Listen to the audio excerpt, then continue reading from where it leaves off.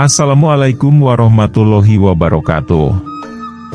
Palamitra wilujeng tepang Dewi sareng Mang Agustin. Mugi sadayana aya dina hibar kawilujengan, diparinan.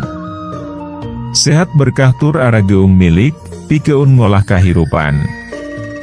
Satumtum urang masih gumelar di alam dunia. Anu saur babasan mah teu lila urang hirup teh, ku kituna Mang Agustin titip ka palamitra sadaya. Ulah ngantun keun solat, daa solat mah teu. Lilangan ukur nepi ka maot, tos maot mah paratos eureun. Teu gaduh dewi kawajiban solat. Duoh. Hapunten, ngalantur Mang Agustin mah seueur banyol. Hayu bilih nyangkolong kana waktos.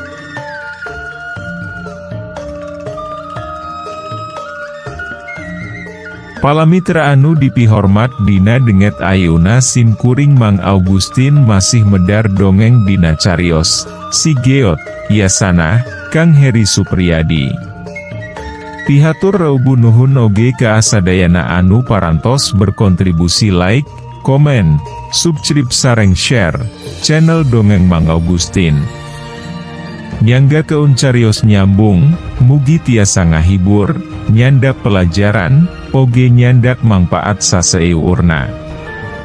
Kirang langgungna disuhun keun karidoana tur tiasa jembar manah ngahapunten sagala rupi kalepatan tur kakirangan.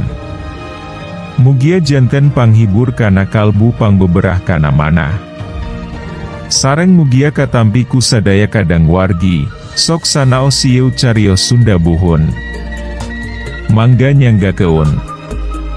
Si Geot bagian ke-80 genep.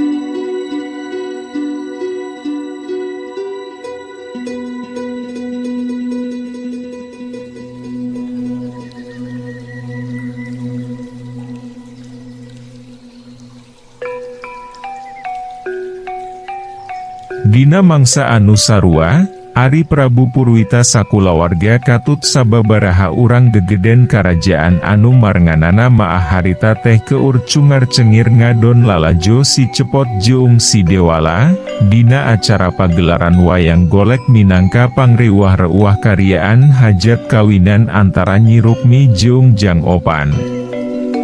Sok sanajan pangkat raja, tapi Ari Prabu Purwita maah diugna teh saamparan jeung kulawargana Jang Opan sarta Nyi Rukmi, katut sakabeh rahayat anu ngahadiran eta acara. Ukur sababaraha urang bae abdi dalem anu marengan kulawarga raja teh, Ari Nyidanging, Kipati, Kitanggul Sewu katut anu sejena maah henteu marilu, datayohna maah keur sibuk ngurus pancena sewang-sewangan. Kulawarga Kang Irman jeung idungna Jang Jaya oge henteu haladir, sigana mah aya sababraha perkara anu jadi alesanana. Loba pisan ari warga mah anu daratang kana eta acara teh, sarta ngan lain ti lemburna Jang Opan wungkul. Bisa gigireun hayang nyaksian lumangsungna eta karyaan, ari kalolobaanana warga maah bari sakalian hayang panggih jeung nu jadi rajana sakulawarga. Ari, geus nampa bejati samemehna meureun mata kitu oge, yen Prabu Purwita jeung anak pamajikanana rek ngahadiran acara kawinanan Jang Opan. Tina sakur paniutup warga anu haladir di dinya, kabeh oge nembong keun rasa reueus tur kataji ku sikep rajanana anu bener-bener ngarahayat teh. Atuh disagigireun eta, kagiulisan nyimas ninglum anu kiwari pangawakanana geus mimiti lingsik Dewi oge, estuning jadi pamikat pikeun sakur-sakur anu nempona. Tutup lawang sigotaka. Sareng senana beuh wayang dina jejer carita anu ngalalakon keun Raja Wijaksana anu hasil numpes keangkaramurkaan sarta sakaligus nanjeurkeun katentreman di nagarana teh, kidalang mungkas pagelaranana. Hebat, Hidup Kidalang Suheri Sunaria. Hidup. Hidup Kanjeng Prabu Purwita. Hidup. Hidup Jang Opan. Hidup. Kitu diantara patinjorowokna warga anu ngarasa sugemaku jalan carita dina pagelaran wayang golek anu dipedarku dalang kakoncara dina zaman harita. Disagigireun anu pating keuleweuh teh, anu kaleprok sarta susuit oge ngaramekeun kaayaan di eta patempatan. Sanggeus radarerep anu sarurak, jung, kojengkang, kalacat, Prabu Purwita naek kana panggung. Song, mikeun kanjut kundang anu ukuranana sedeng ka Kidalang. Nepi ka pohara pisan marah maina Kidalang oge dina mangsa nampanan pamer raja teh, da geus tangtu eusina pohara gede ajena. Disagigireun eta, anu matak bungah teh da ari sabenerna maah ti pihak panganten oge geus nampa pamuruhna. Sareng sena masrahkeun kanjut kundang, kalayan tetep make tata krama Prabu Purwita menta idin heula ka panitia calagara, pikeun nepikeun biantara. Rek saha anu wani ngulah-ngulah ari kana karep raja-raja maah, langsung bae panitia calagara oge ngidinan. Sampurasun. Rampes. Hadirin saur manuk nerembalan, mangsa Prabu Purwita ngucap salam ka ajal Maria. Nepi ke asa tengah dijerowokeun siga anu hayang patarik-tarik kalolobaanna warga mah mangsa sajeroning nembalan salam tinu jadi raja teh. Langkung tipayun, simkuring ngawakilan pihak Karaton Purajaya, sejang ngawilujeng keun ka pasangan panganten anyar, nyatana Nyi Rukmi sareng Jang Opan. Hidup Jang Opan. Hidup. Acan maah rengse nyaritana, kaburu aya warga anu ngajorowok, sarta pada nembalan kuno sejena. Kapaksa Prabu Purwita oge ngarandek heula. Sababaraha urang kokolot lebur guragiru ngahuit warga, mangsa katembong eta raja rek nerus keun Dewi diantarana. Atuh dina kasembetan anu esaieu, simkuring teh bade sakantenan ngadugi keun bewara perkawis urusan karajaan. Nepi ka adinya, Prabu Purwita eureun Dewi nyaritana. Ratusan warga anu haladir, langsung jarempe siga anu banget.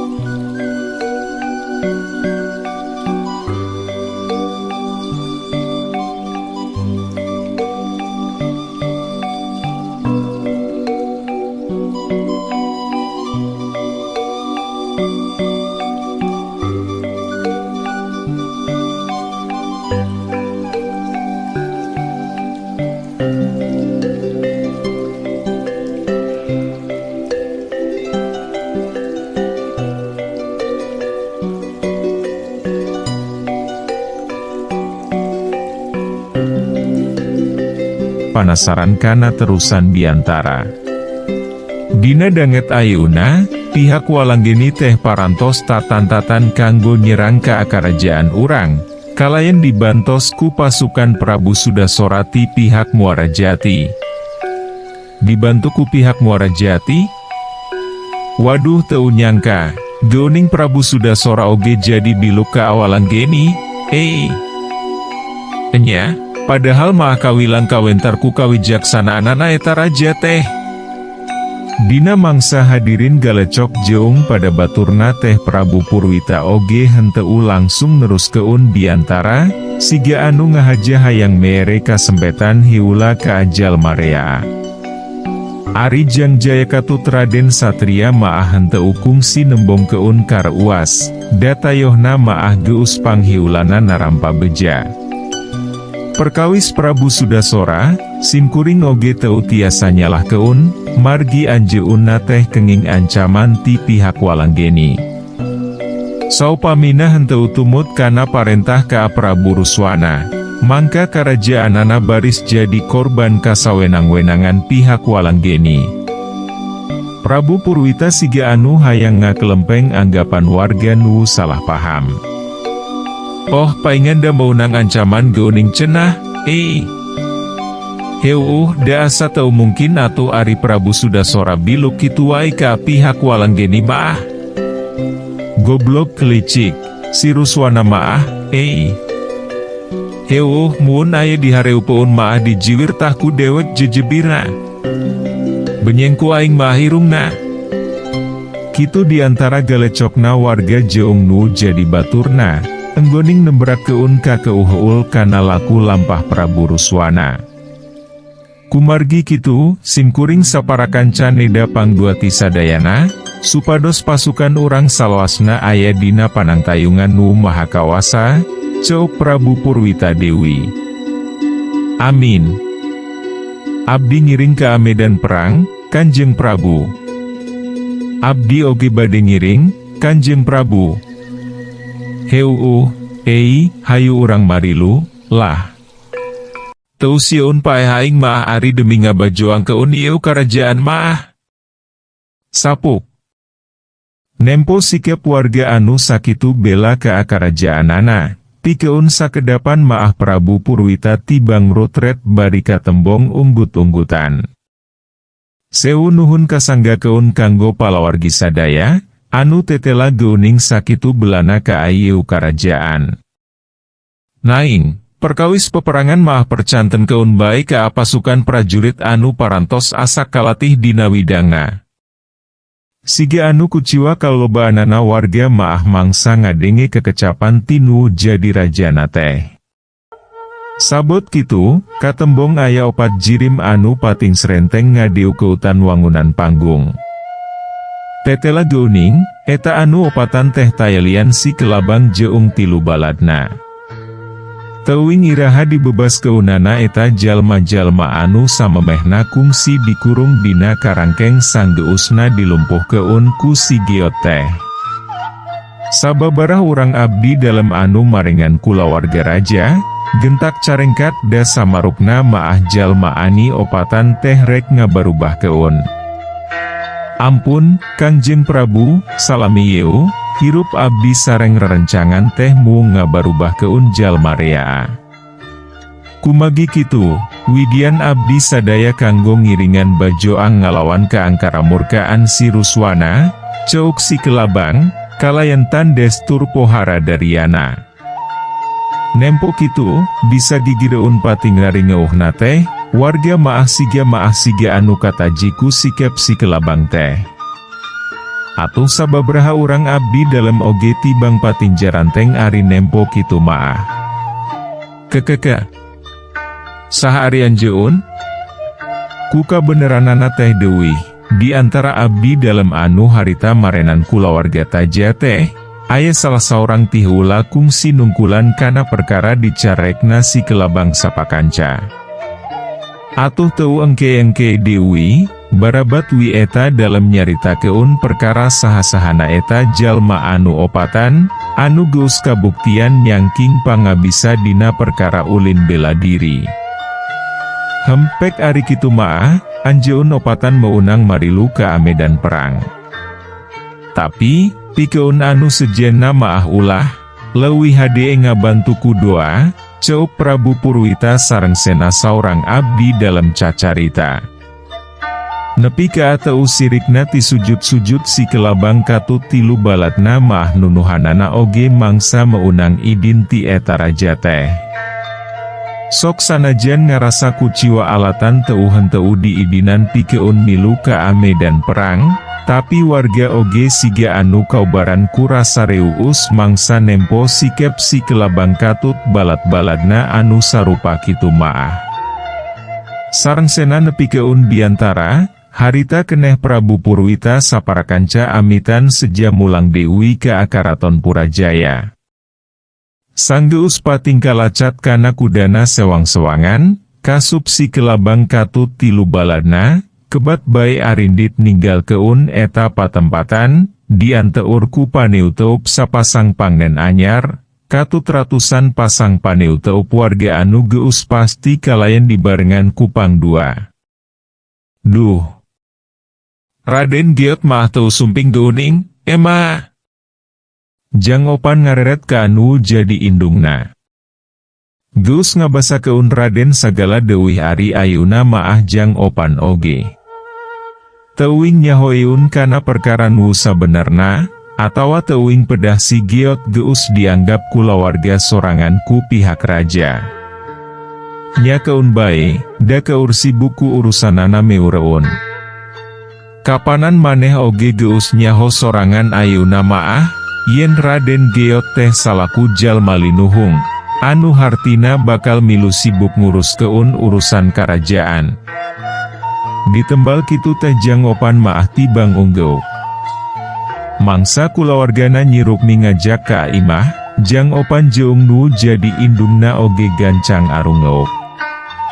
Saleosna panganten jeung nu jadi kulawarga.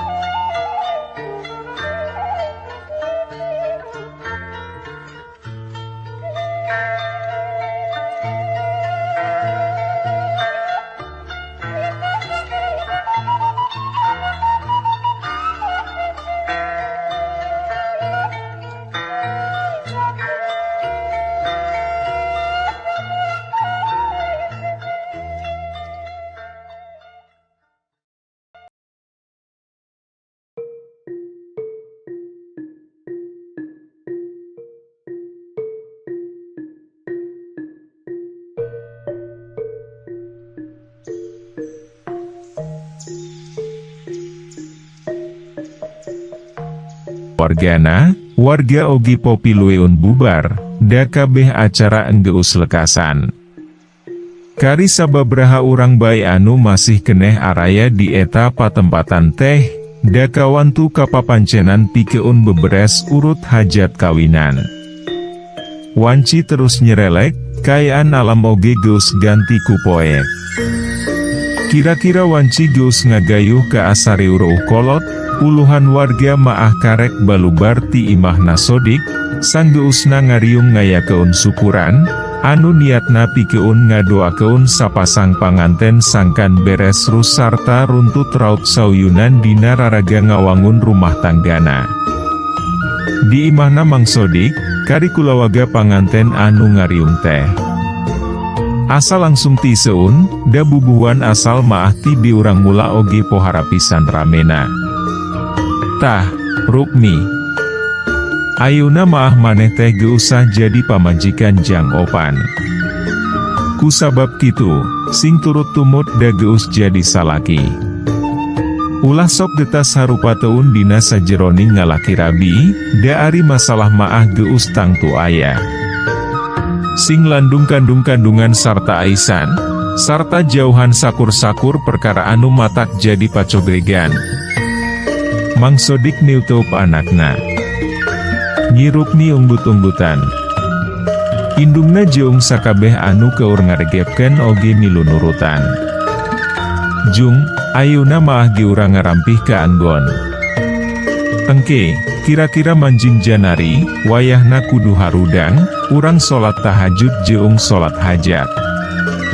Urang babarengan ngareges ka anu maha kawasa, sangkan para prajurit ti pihak karajaan urang kenging panang tayungan ti anjeunna, ceuk Mang Sodik Dewi. Tah bener, alus, Jang Sodik. Esai pisan, Pak. Boh Jang Opan, pon kitu Dewi jeung nu sejena, kabeh oge langsung sapuk mangsa Mang Sodik ngedalkeun kamandang anu sarupa kitu teh. Sajabiti eta sampurasun. Acan mah Jang Opan cacap ngomongna, kaburu kadenge soranu uluk salam, dibarengan ku keketrok kana panto. Rampes. Iwal Nyi Rukmi jeung nu jadi kolotna anu gancang nembalan teh. Ari Jang Opan jeung indungna, pikeun sakedapan maah silih teu teuk bari teu sirikna pating curing hak. Sora Raden Geot, ceuk indungna Jang Opan. Jang Opan tibang unggeuk, sarta buragiru cengkat tur ngojengkang nguru panto. Barang berai, enyawi kasampak si Geot geus ngajanteng bari surah seuri. Raden Geot. Jang Opan siga anu bungaun pisan. Hehehe, make jeung nyebut Raden sagala, biasawi atuh, Pan. Sanggeus ngomong kituna teh guragiru bae si Geot maah ngarangkul Jang Opan. Kalayan dibarengan ku kabunga anu pohara gedena, Jang Opan oge nepi ka ati pepereket malik ngarangkul si Geot, anu geus jadi cukang lantaran robahna kahirupan diri jeung nu jadi kulawargana.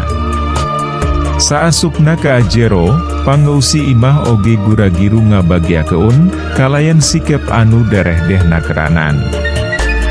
Nepi ceurik indungna Jang Opan maah mangsa silih rangkul jeung si Geot teh. Ari panginten teh moal sumping, Raden, ceuk Mang Sodik, sanggeusna sarerea grugek dina tempatna diuna sewang-sewangan.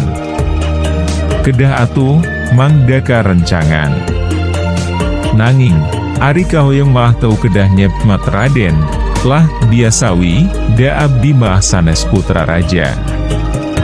Sok sanajan ku si Geot geus diomongan kitu, tapi kabeh oge pok dewi ngabasa keunana teh Raden. Bosen ngageung-geure urukun meureun antukna maah si Geot oge henteu ukum si curam-caram Dewi. Hensop dileuut, Raden mongpoung aya. Indungna Nyi Rukmi nepi ka ateu sirikna sagala diasor-asor. Hatur nuhun pisan, ce. Nanging, upami aya mah abdi teh hoyong neda sareng acar lauk emas, hehehe. Tembal si Geot bari jeung semu aliman-alimen si Ganu era. Aya, Raden, aya ke atuh, urang hanokeun heula, nya. Indung Nyi Rukmi maah malah si Ganu bungah mangsa si Geot ngedalkeun kahayang teh. Nyi Rukmi jeung indungna Jang Opan, guragiru nuturkeun ka rohangan dapur, sejamantuan anu rek ngahaneut keun lauk emas. Ari Sigeot maah ngadon ngawangkong bae jeung Mang Sodik katut jang opan. Tina teu-teup anu duaan, siga nu reueus ku sikep Sigeot anu teu weleh handap asor teh. Teu lila-lila teuing antarana, kurunyung tilu awewe anu samemehna kuprak-keprek di rohangan dapur. Sagala dibawa daratangna teh, acar lauk emasna oge sawadah gede. Kusabab tayohna maah kabeh oge ngarasa kabitaku Sigeot anu daharna nepi ka acacaleuhakan, antukna maah anu satadina geus rek sarareteh jadi pipilueun pating celebek Dewi. Sajeroning dalaharna teh ari wangkongan maah meh teu pegat marengan. Dina mangsa anu sarua, ari di alun-alun Karaton Purajaya maah harita teh geus ngagimbung rebuan prajurit anu samakta ku pakarangna sewang-sewangan. Kipati, Nyi Dangding, Prabu Pancarkusumah katut puluhan abdi dalam karajaan, patinjarega di hareu peun jajaran kuda. Sabot kitu, katembong aya cahya beurum anu surawak surup di awang-awang, sarta mingkin lila mingkin ngadeu keutan. Seot, jelek. Antukna mah cahya beurum teh nyirorot ka hareu peun Kipati, sarta robah wujud jadi dedegan prajurit anu pohara jangkung badagna. Kumaha? Kipatih langsung ngalek.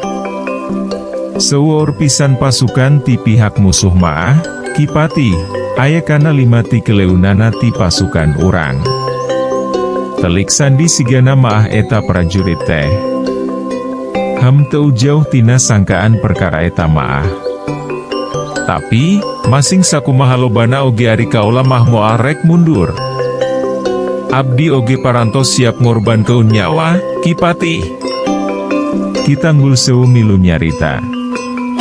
Urang lawan nepi ka kecelak getih nu panungtungan, celengkeungna abdi dalam anu sejenna. Nyaksian tekad kuat ti gegeden kerajaan anu sarupa kitu, Nyi Dangding maah tibang rutaret sarta unggut-unggutan. Tapi, geus mariang pihak musuh teh, tanya Kipatih Dewi. Teu acan, nembe karempel. Jung. Ayeuna mah terus keun Dewi pancen anjeun. Burinyai, belesat. Sanggeus robah Dewi jadi cahya beurum maah, harita keneh eta prajurit ngabelesat ka awang-awang. Kumaha, kita nggusewu, pasukan prajurit goib geus disiap keun kabeh. Kipatih ngaret ka anu diajak nyaritana. Kantun marentah, Kipatih. Moal waka dicalukan ari teu acan waktos namaah. Kipatih tibang unggut-unggutan. Sabot kitu, katembong aya welasan cahya beurum anu daratang.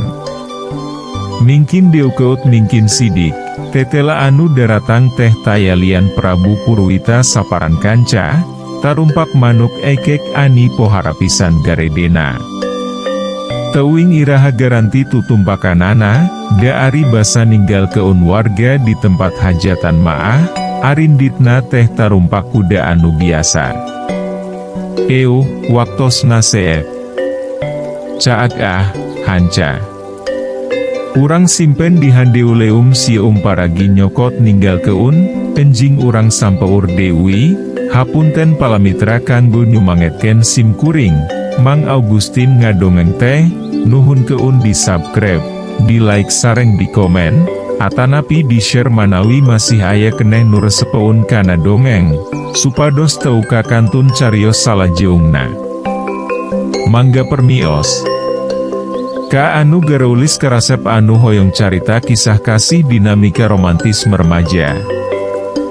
Mangga dangu keun carios nyambung bentang pasantren.